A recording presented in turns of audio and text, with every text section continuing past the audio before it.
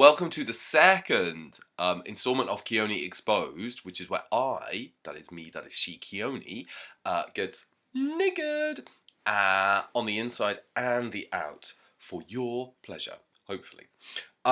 So, today is a big day. There's a lot of shit going on in the sky right now. We've got a new moon in Leo, second new moon. Last one was in Leo too. We've got Sun in Leo still, going into Virgo tomorrow.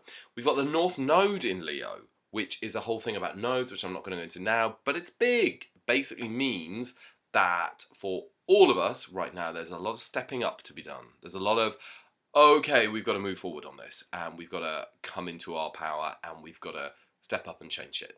So all of that is going on. And also, we've got a great solar eclipse going on basically across the entirety of America, from northeast Oregon-y up there down to, no, I always get east and west confused, northwest Oregon down to southeast, like Florida-ish, sort of there, Virginia. So this giant eclipse is going on, and eclipses always, cosmically, symbolically, historically, have been times of great switch, times when things have changed. Very abrupt beginnings, very abrupt endings, hugely transformative, like big, not kind of like the opposite of like glacial change or like very, very slow coastal erosion. So that's going on right now, and I'm not in America, I'm in London. And yet, I can really feel today has been really, really full. The pressure earlier on, like I couldn't even get out of bed before midday, which is a luxury, I know, because it's Monday, it's a school day. But I had given myself today off because I knew all of this stuff was going on. And so what I normally do with a new moon day anyway is kind of have a fast day, you know, switch off the phone, don't really engage with technology, water, maybe some juices, keep it really, really clean, and just keep it quite empty. Oh, the pressure was really heavy. It was really heavy this morning. It's like being held, like having my head held underwater, only without the drowning or implicit sense of threat. But yeah, everything felt really blocked. It's starting to feel a lot clearer now over the last kind of half an hour. So yeah, this eclipse is going on. I think wherever we are in the world at a time like this, eclipses are really important. But I also think there's something really huge because this eclipse is happening over America, and of all the places right now, like, oh my days, America feels like such a hot mess.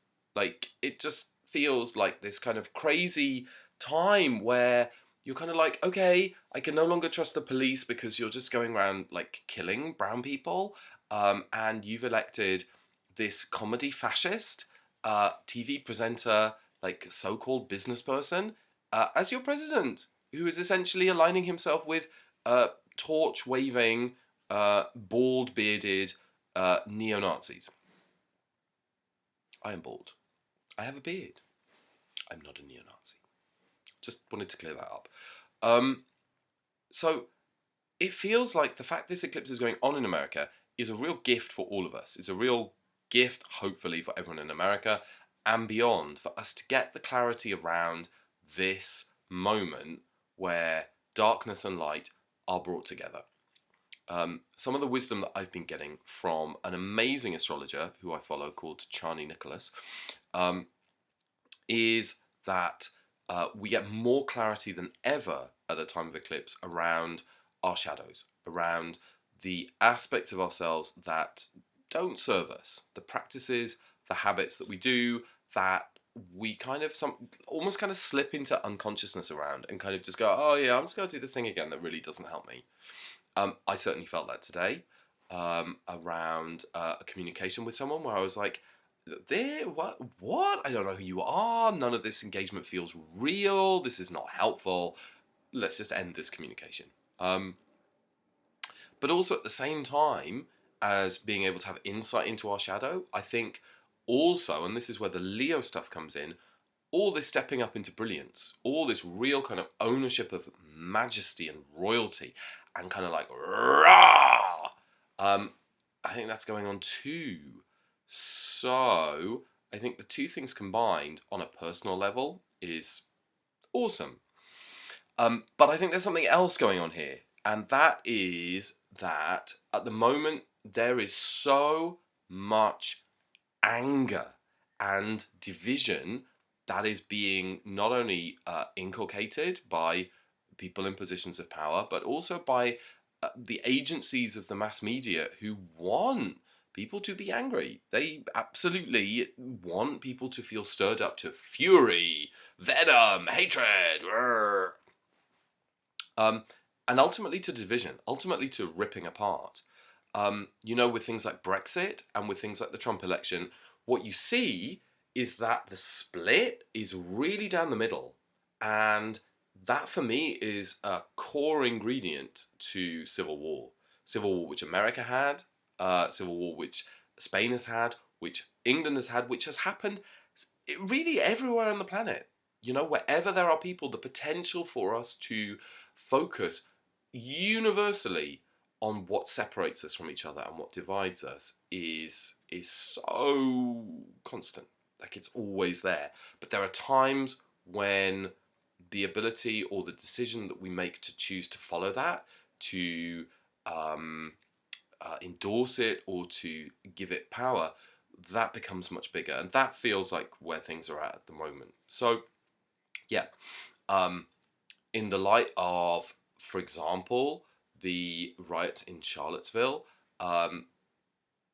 it doesn't surprise me that people feel angry that, like crazy white neo-Nazis are driving through the town talking about like the setting up of independent militias who are beyond any kind of official control to do who knows what at a time when even those who are supposed to be under some kind of system control in the form of the police are, institutionally racist and seem to have no problems in going and killing black people as a matter of course.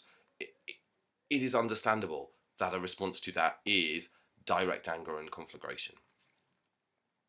That aspect of division and of pulling things apart is the opposite for me of the insight that we get at the time of eclipse, which is that these two grey orbs, which are different sizes, different distances from us, from each other, at one moment they come together perfectly.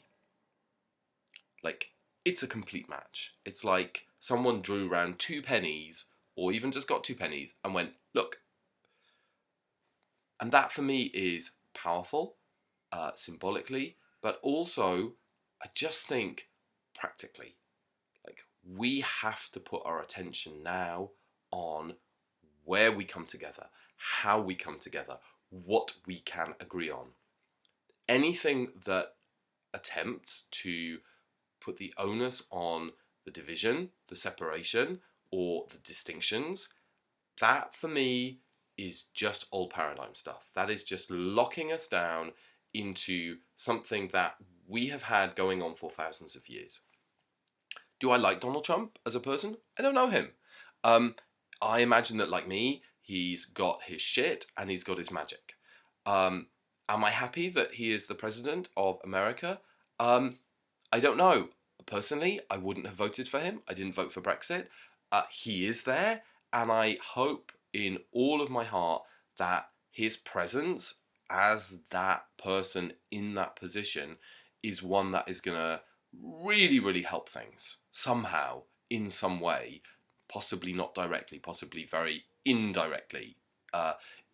Do I think he's an exception to the kind of mostly male figures who have led empires and countries and regions over the history of patriarchy?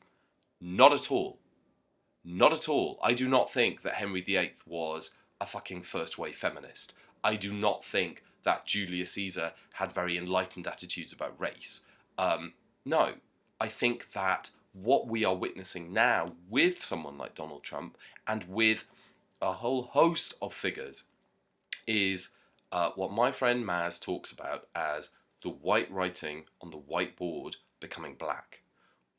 We are seeing it now. We are seeing much more clearly the way that power has been wielded under patriarchal systems, and increasingly we don't want any of it anymore.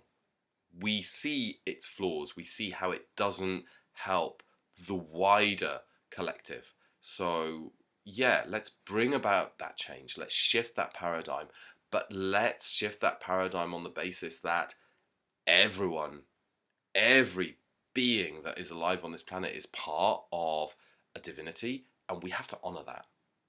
We can't pick and choose who's allowed to be here. That is what makes us neo-Nazis. Okay, so that's my thought for the eclipse.